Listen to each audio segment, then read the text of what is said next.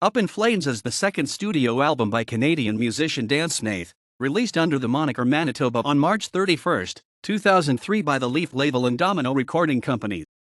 It is Snaith's second and final album credited under Manitoba, and received critical acclaim when it was released. In 2006, a special edition of Up in Flames was released. In 2013, the album was reissued under Snaith's current moniker, Caribou, and in 2015, it was selected by fans as one of 10 albums reissued by the Leaf label as part of the label's 20th anniversary celebrations.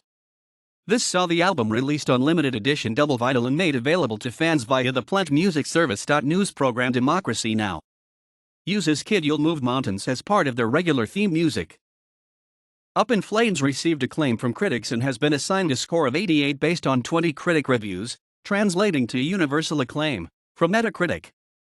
Online magazine Pitchfork placed Up in Flames at number 106 on its list of top 200 albums of the 2000s.